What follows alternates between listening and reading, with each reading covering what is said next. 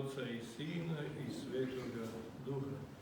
Draga braćo sveštenici, draga braćo i sestre, draga djeco. Evo ga danas praznik Vaskrsenja, ali praznik kome se pridružuje i praznik Svetog apostola, evanđeliste Andreja. Andrej ima posebno mjesto u evanđelju, ima posebno mjesto u domostroju spasenja, ima posebno mjesto u životu crkve Božje. Ovdje smo čuli kako se govori o tome kako su dva Jovanova učenika, misli se na Jovana Krstitelja,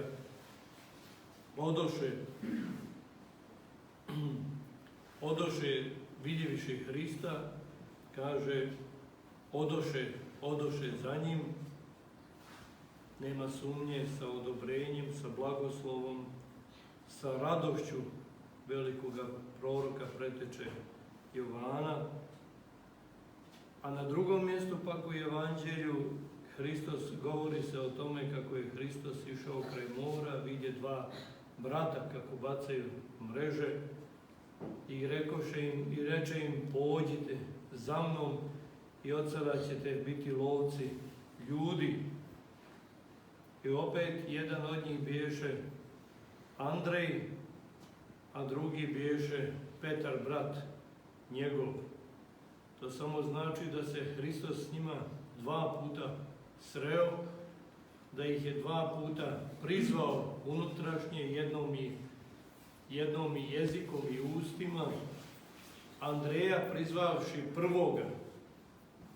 I on je prvi od apostola, prvi od onih što su, kako je rekao apostol Pavle danas u poslanici, uvijek biješe pripravne noge bijehu za svjedočenje, za propovjed, za evanđelje mira, kako kaže apostol Pavle, koji je sam obišao sav tada poznati svijet, donoseći to evanđelje mira.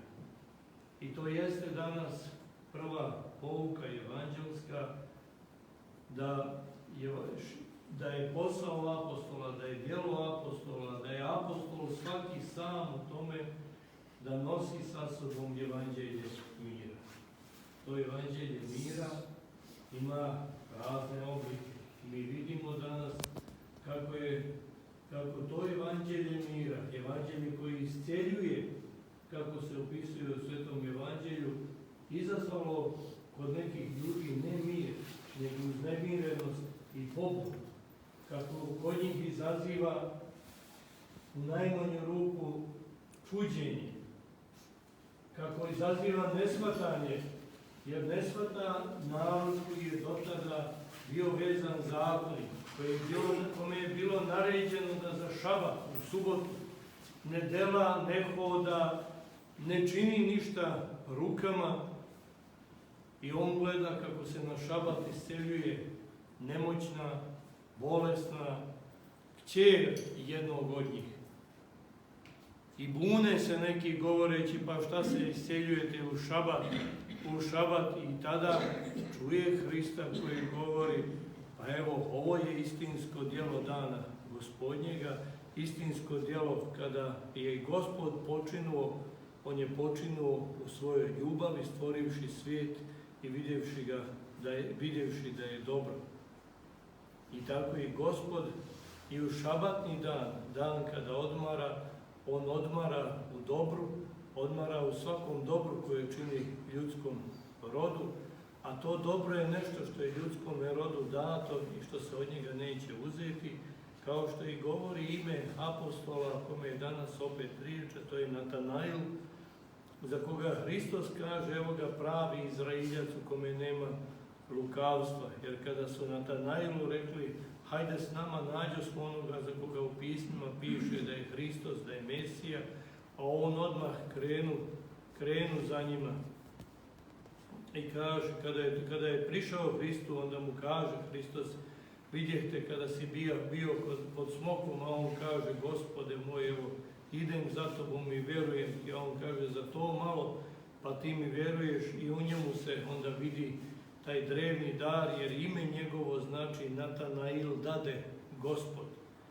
Dade to što je dobro, koje je dao Bog cijelom ljudskom rodu, vidi se u Natanailu, koji nema u sebi nikakvoga zla, nego čistim srcem prepoznaje Gospoda, ide za njim. Zato što je prepoznao i sačuvao u sebi to dobro koje je Gospod dao, dobro koje pripada vaskolikom ljudskom rodu, čiji je blagovestelj apostol Andrej, blagovestelj Carstva nebesnoga, Carstva Oca, Sina, Svetoga Duha, Trojice jednosušne i nerazdeljive, s kojoj slava u vijekove. Amen.